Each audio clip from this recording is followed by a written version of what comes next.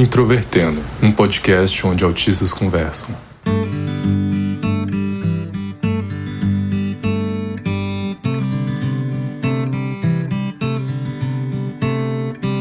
Sejam bem-vindos a mais um episódio do podcast Introvertendo, um podcast sobre autismo. Hoje sou eu, Luca Nolasco, que vou apresentar, e o tema é sobre amizades virtuais. Olá, pessoal.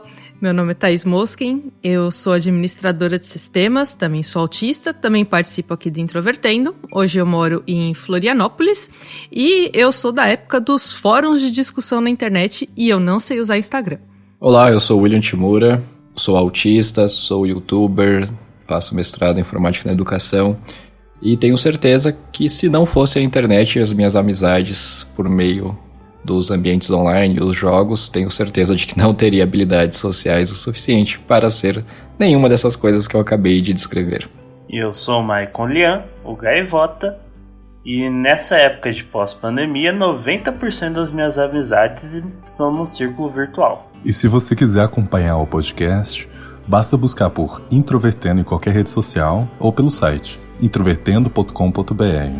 E também, para que o podcast continue a existir, nós abrimos um Pix, introvertendo@gmail.com. Lembrando sempre que o Introvertendo é uma produção da Superplayer & Company e feito por autistas. Às vezes o ouvinte já escutou outros episódios e essa pauta parece até adjacente a outros que já fizemos, como o episódio 69, que é Amizades, ou o episódio 208, que é Amizade entre autistas. Mas e amizades virtuais?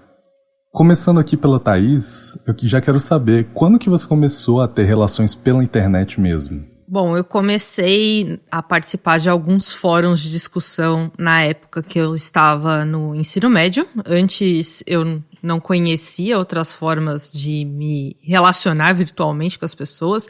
O primeiro fórum de que eu participei era sobre Cavaleiros do Zodíaco. E eu comecei a conversar com muitas pessoas, o pessoal ali era um pouco mais velho. E foi a época que eu aprendi a usar emojis e coisas assim. Pra mim era mais fácil naquela época porque era tudo por escrito, ou quase tudo, eram poucas imagens, então era mais fácil de eu entender o que estava acontecendo.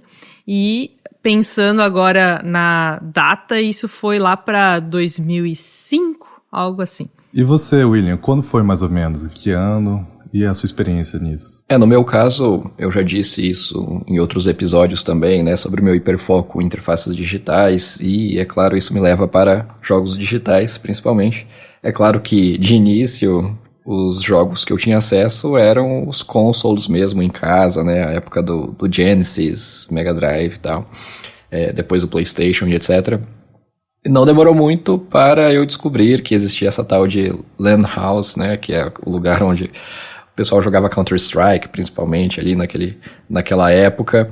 Foi ali naquele contexto que eu descobri MMORPGs. Eu achava muito curioso, na verdade, que no contexto da LAN House em si, eu entendo que muita gente ia em grupos de amigos para ir para a LAN House, mas no meu caso não, eu sempre ia sozinho, gostava de passar muito tempo lá. E todas as amizades que eu tinha acabavam sendo feitas ali dentro do ambiente do jogo mesmo. Então, creio que, né, a minha hipótese é por conta das interações sociais, né, naquele meio digital, principalmente por texto, né, que simplificava muito, né, essas interações, as complexidades de, enfim, e até questões do estigma, trejeitos. Na época, eu certamente tinha uma forma muito mais autística, vamos dizer assim, né, de me expressar, e também até a questão visual mesmo, assim, a questão estética. Eu tinha um pavor de cortar meu cabelo, por exemplo, não usava calças jeans, então parecia muito atípico, né, e estranho, assim. Outras pessoas da mesma idade que eu poderiam pensar, assim, né, que talvez eu não seria alguém muito legal de se socializar, um cara muito bacana, e talvez alguém tivesse suas dúvidas. Mas ali naquele ambiente online, isso seria na minha adolescência, né, principalmente os 15 anos, 14, 15, 16 anos de idade, e aí que eu ganhei um computador com internet em casa, então ficou tudo mais acessível, né, claro, e aí os vínculos e a intensidade, né, a frequência com que eu fazia amizades só aumentou, mas foi principalmente durante a adolescência, assim, né, que tudo começou e certamente foi ganhando aí bastante tração aí, principalmente por conta do acesso à internet em casa e o computador. E Michael, você já falou em alguns outros episódios já abordou a dificuldade de ter relações pessoalmente, mas como que você começou a construir relações pela internet? Na minha época, fórum mesmo, standalone, já tava ficando algo um pouquinho mais brega, assim, entre aspas. Então, os primeiros fóruns desse tipo que eu entrei já era quando você tinha o Orkut, no auge do Orkut, na verdade, eu creio que em 2009, 2010, por aí. Apesar que tem pelo menos um fórum que eu lembro bem que eu frequentava, desses standalones, que era a comunidade do Garry's Mod Brasil. Foi assim, algo bem parecido com o Thaís, né? Eu entrava nesses fóruns mais topicais, mais de coisas que interessavam, que era do meu interesse. O Orkut também foi pro saco. Algumas das comunidades que eu participava tentaram até migrar para fórum standalone de novo. Essas geralmente não vingaram.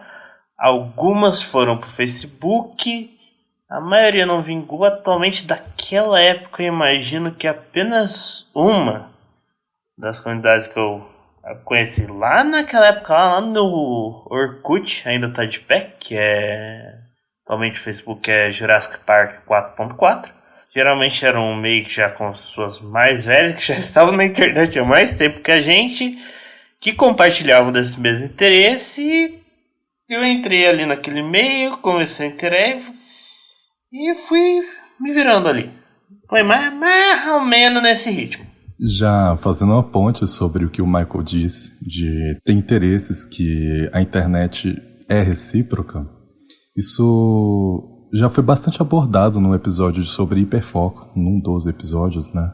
Como que às vezes o nosso hiperfoco não é tão recíproco assim pelas pessoas em nossa volta, então elas não têm interesse em conversar ou escutar o que a gente quer falar. E a internet isso é diferente. A gente acha pessoas que querem falar sobre isso, pessoas que querem discutir sobre assuntos que a gente também quer. Como foi pra vocês isso, de achar finalmente um lugar que as pessoas escutam o que vocês querem falar?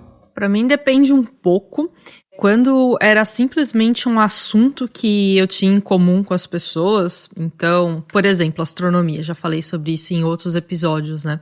Era mais fácil eu ler o que as pessoas falavam e ler artigos que as pessoas traziam, ver os comentários que as pessoas faziam sobre isso, do que realmente entrar em uma conversa com as pessoas. Eu tinha muita dificuldade nisso, inclusive, por estranho que possa parecer, eu nunca estive em uma comunidade de astronomia interagindo com as pessoas, só lendo notícias mesmo. Mas se eu tenho que fazer alguma coisa, executar de fato, então, por exemplo, quando eu trabalhei com tradução de Magic, quando eu participei de fansub de anime, para mim era mais fácil interagir, porque tinha uma tarefa da qual eu fazia parte, e eu tinha que me comunicar com as pessoas para que aquilo fosse executado, entregue, para que eu entendesse o que eu precisava alterar e por aí vai. Então, encontrar pessoas que tinham esse interesse era, obviamente, mais fácil na internet, mas para mim também tinha o ponto de que eu precisava estar inserida em uma tarefa de verdade ali dentro e não só no assunto. O que torna um pouquinho mais restrito também eu conseguir ter uma relação virtual com as pessoas, né? A partir disso eu acabei usando ferramentas bem diversas ao longo desse tempo. Eu não sei se algum de vocês já usou, por exemplo, o Mirk, que para quem procurar aí no Google vai ver que é uma ferramenta com uma cara bem antiga. Ele é de 95 e eu acho que nunca melhoraram o visual dele. E apesar disso, apesar das ferramentas terem mudado, essas ferramentas de texto para mim sempre ajudaram bastante na interação para eu entender o que as pessoas estavam querendo dizer de fato.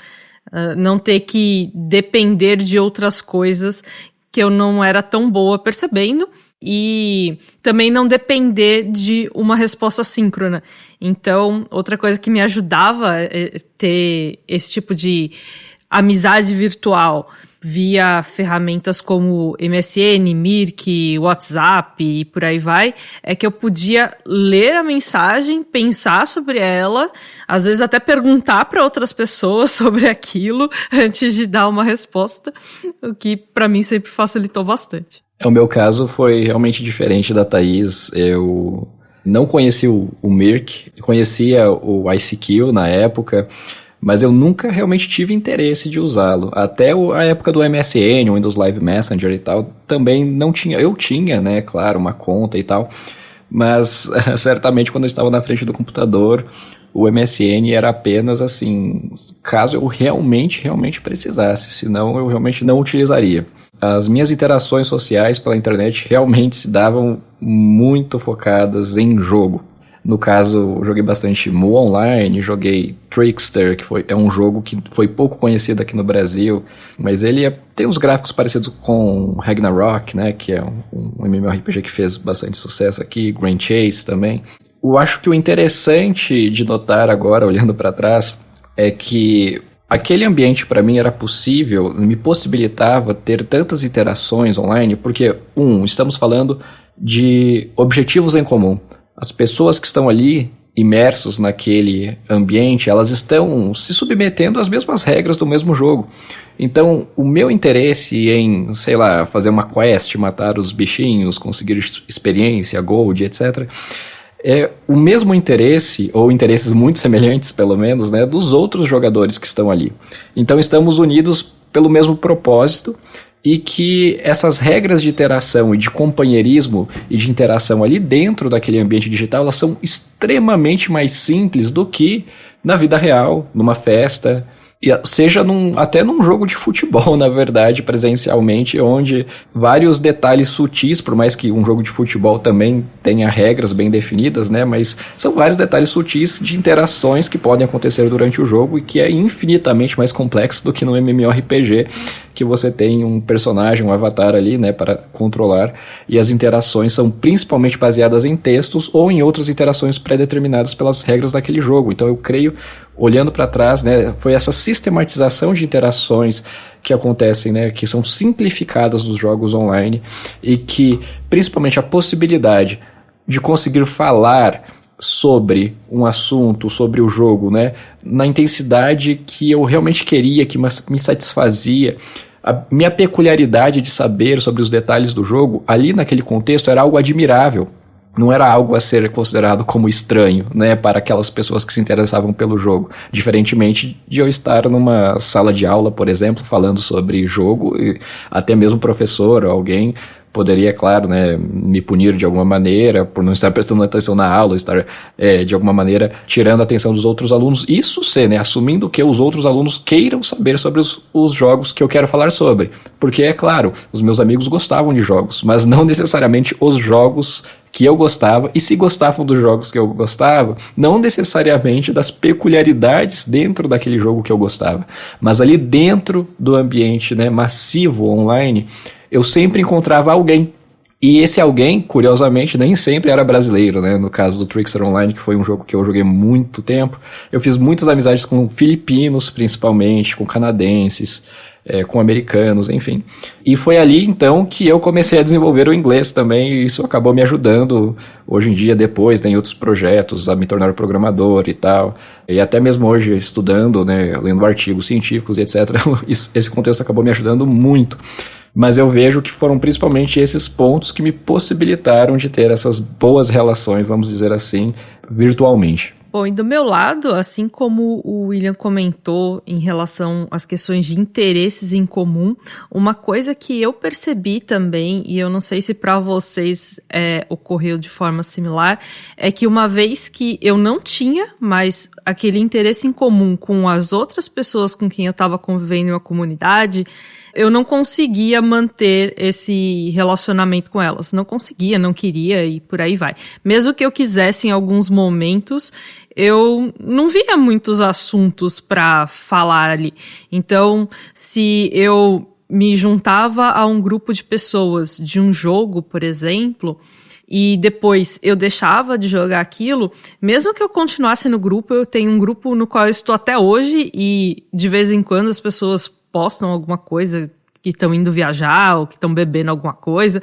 Eu vejo essas mensagens e não tenho nenhum interesse em participar daquilo. Então parece que eu realmente encerrei este relacionamento por não estar mais naquela atividade. Comigo, essas primeiras relações na internet se deram de uma forma muito mais antagônica. Tipo, o que eu lembro dessa época, dessas experiências que eu tinha era muito debate, muita briga. Debate, briga, briga e debate. Como meu interesse nesses tópicos era querer aprender mais sobre ele, eu tava tendo a oportunidade de falar com gente mais experiente na área. Cara, eu era a criança chata lá que ficava importunando os outros. eu era... E modéstia à parte, eu era muito bom no meu trabalho de incomodar. Também vou crescendo mais, eu deixo de ser a criança chata importunando e enchendo o saco pra ser mais uma das pessoas lá no meio, tipo... até hoje eu ainda tenho um tico disso de, tipo... eu tô ali mais interessado em informação mesmo, mas... eu evoluí um pouquinho. Hoje em dia, pelo menos, eu sou capaz de ir conversar pessoalmente com alguém, etc. Pra continuar nessa sequência, a minha maneira foi por meio das redes sociais. O meu primeiro computador foi de 2009, mas eu só fui ter internet em 2011. Já era o predomínio do Facebook e o WhatsApp estava prestes a nascer também. Então, eu entrei em tanto grupo de crianças de 14 anos da minha idade na época, sobre livros, sobre séries, sobre qualquer coisa. Já tive tanta briga, já tive tantas paixonites e amizades que duram até hoje, algumas inclusive. Uma coisa que talvez muitas pessoas saibam, mas talvez não, é que o Thiago Abreu do podcast, eu conheci ele só pela internet, eu nunca havia visto ele pessoalmente. Um dia eu conheci em um canto da internet, nem lembro onde. Virou uma amizade que, depois de alguns anos, acabou com outras pessoas trazendo o Introvertendo. Eu acho isso super legal de pontuar. Mas não são só flores, cada um de nós, com certeza teve experiências até traumáticas na internet, porque ela tem isso também. As pessoas se sentem mais confortáveis para brigar, para expor coisas muito ruins. Como foi que vocês lidaram, como foi que vocês sofreram com as pessoas na internet? Vocês já foram perseguidos, já tiveram discussões, como foi? Ironicamente, eu creio que as experiências mais desagradáveis com interações pela internet que eu tive foi depois, justamente, de criar o canal e, ironicamente, na comunidade do autismo mesmo.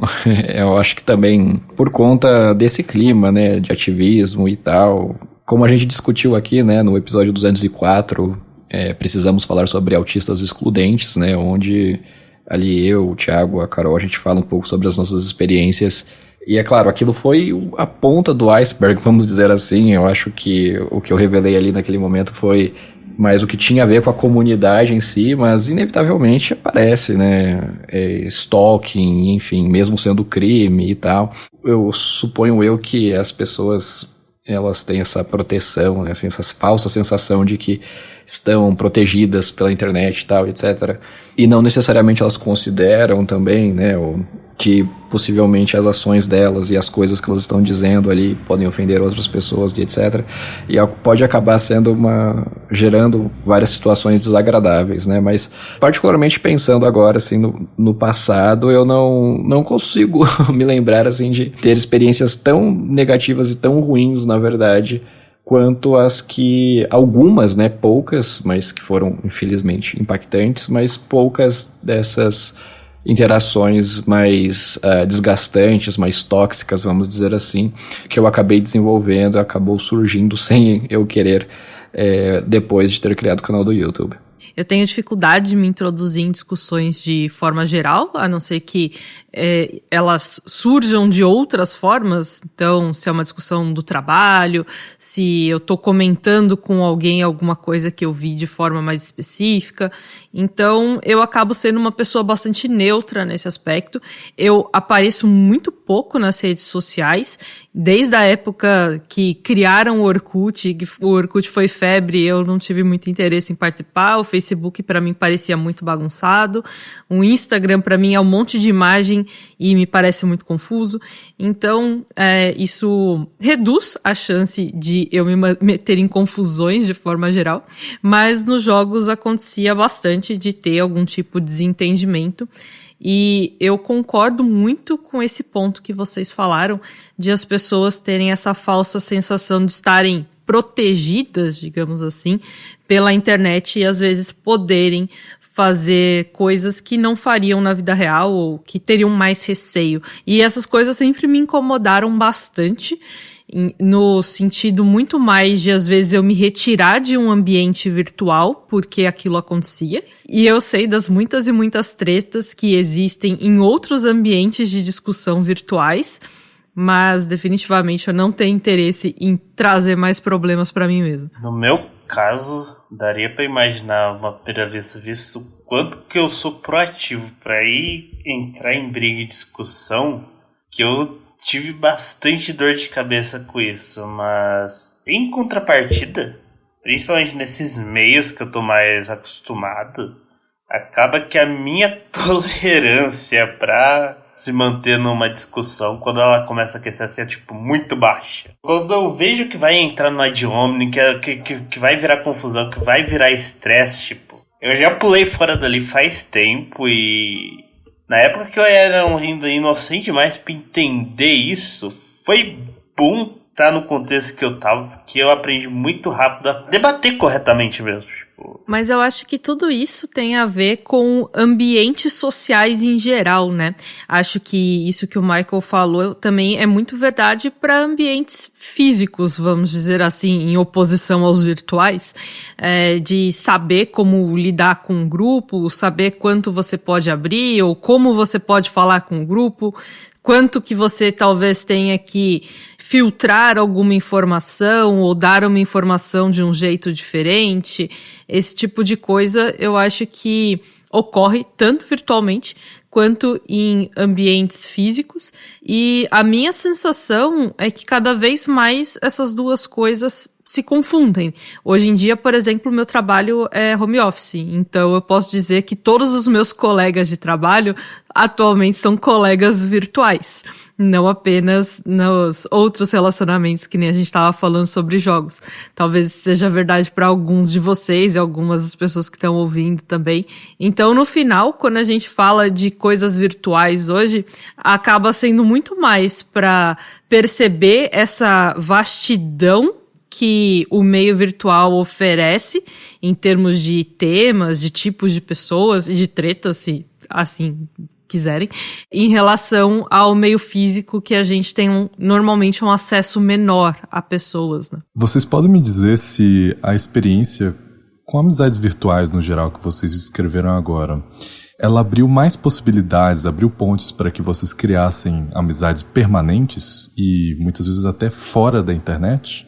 Primeiramente, muito obrigado, Thaís, por explanar para os nossos ouvintes que eu não tenho vida social fora da internet. As brincadeiras à parte, teve coisas muito positivas para mim ter essas interações sociais. Eu aprendi principalmente como eu fazer essa questão de debate, até porque muito disso aconteceu dentro da minha área, então eventualmente eu acabei indo trabalhar com paleontologia, tipo, pra mim hoje não parece algo tão impressionante, mas pra mim na época, tipo, eu não fazia ideia que eu ia entrar na faculdade, muito menos que eu ia entrar já conseguindo me interagir no meio, já começando a fazer pesquisa, e grande parte disso foi porque, tipo, eu já tinha alguns anos nas costas de interação social nesse meio, então, tipo, eu já sabia um pouquinho de como as coisas funcionavam, tipo, porque se eu fosse contar puramente na minha habilidade social para tentar me enfiar nesse meio aí, bem provável que eu não conseguiria. Você tem muito esse blend hoje. Hoje não é tipo tanto quanto foi na época da Thaís e do Shimura, de que a internet é uma coisa, o mundo real é hoje. Tipo, a gente tem hoje, principalmente por causa de smartphones, celulares, tipo, a internet é muito essa extensão do mundo que a gente está aqui, com o plus de poder ser um pouquinho a mais, tipo, você poder falar com pessoas que não estão tão perto, que não são tão randômicas assim, ou que também não tão específicas no seu ciclo social, e etc, etc. Eu vejo que teve extrema importância, na verdade, né? É claro que também já falei isso em outros episódios que eu tive a sorte de ter bons amigos, né? Durante o ensino fundamental, o ensino médio. As atipicidades sempre estiveram presentes, né? Eu era aquela pessoa que ia pro churrasco, ia para um show junto com os meus amigos e sempre estava falando de alguma coisa super específica que não fazia muito sentido ali naquele contexto, mas as habilidades que eu tive também em aprender uma segunda língua, né, que foi o inglês, mas certamente não somente isso, sobre até noções básicas de negociação, noções básicas de empatia, entender que algumas coisas podem incomodar outras pessoas, mesmo no contexto do jogo. Creio que justamente pelo fato de ser um contexto do jogo mais simples, aquilo me deu oportunidades para conseguir entender. E assim, na minha perspectiva, na minha vivência, eu senti e muito. Alguém pode pensar assim, poxa, mas não é interagir pela internet, não é a mesma coisa. É claro que a gente passou por um cenário de pandemia aí, né, que a gente sabe que pessoalmente é totalmente outra vibe, né, você tem um contágio emocional muitas vezes muito maior pessoalmente do que pela internet, pelo Zoom, ou enfim. Mas no meu caso, na minha experiência, certamente eu senti por muitas pessoas, eu desenvolvi muitos vínculos, muitas amizades, assim, e eu tenho certeza de que eu não discrimino mais, tanto é que o Luca falou sobre a amizade dele com o Thiago. Minha amizade com o Thiago também se deu inicialmente pela internet, na verdade com todos os integrantes aqui, né, do podcast. E eu tenho certeza que é plenamente possível, e eu continuo fazendo isso até hoje, eu acho que eu vou continuar fazendo toda a minha vida, que eu não discrimino, né, amizades no contexto online do contexto presencial. É claro que habilidades, né, e coisas que a gente fala no ambiente, piadas até, ou enfim, qualquer outra coisa, o senso de humor, a intensidade e ênfase para algum detalhe, no contexto da internet, no contexto do jogo, no contexto do grupo de WhatsApp que seja, é totalmente diferente. Há humor, há formas de se expressar que fazem sentido, que funcionam mais em um contexto do que em outro. E justamente eu comecei a entender essa diferença, principalmente porque eu tive primeiramente pelo menos alguma oportunidade no ambiente online para depois transpor isso para o ambiente offline, vamos dizer assim. E eu lembro muito bem, quem me deu o meu primeiro computador foi o meu irmão mais velho. E eu era muito fascinado, né, por computadores e tal, como eu sempre digo. E eu sempre ficava enchendo o saco do meu irmão na época que eu queria um computador, não somente do meu irmão, né, mas para qualquer pessoa que pudesse me dar, para minha mãe, para o meu pai, enfim. E o meu irmão tinha essa preocupação, né, de que possivelmente eu teria apenas um uso fútil mesmo do computador, só para ficar jogando tal e etc. Mas, na verdade, o fato de ter tido computador, não somente o videogame, né, o videogame, é claro, me ensinou várias questões também, mas creio que o videogame serviu principalmente para habilidades mais cognitivas e até mesmo de paciência, tolerância, a frustração, enfim. Mas a socialização certamente só foi possível por conta do computador, porque era o computador que possibilitava, né, a interação pela internet naquela época.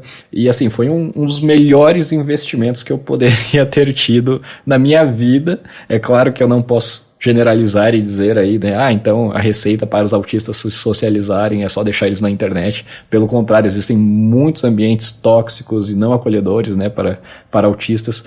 Mas no meu caso, certamente foi um divisor de águas, e eu devo muito das habilidades sociais que eu tenho hoje para esse contexto da internet, certamente. Eu concordo bastante com os pontos que o William trouxe, tanto com o fato de os ambientes virtuais poderem contribuir muito, quanto por haver, de fato, muitos ambientes tóxicos. Então existe aí um certo cuidado, inclusive um aprendizado em lidar com frustração nesse sentido. Mas eu acho que ter a possibilidade dos ambientes virtuais e das interações virtuais acaba facilitando em alguns aspectos. Da mesma forma que você ter, por exemplo, um conteúdo em diferentes formatos para pessoas que aprendem de formas diferentes poderem consumir. Então, você poder se comunicar, seja pessoalmente, seja virtualmente, para algumas pessoas um vai ser mais fácil, para outras vai ser o outro formato um pouco melhor, e isso amplia as possibilidades de as pessoas se desenvolverem. Acho que vale sempre experimentar um pouco das duas coisas.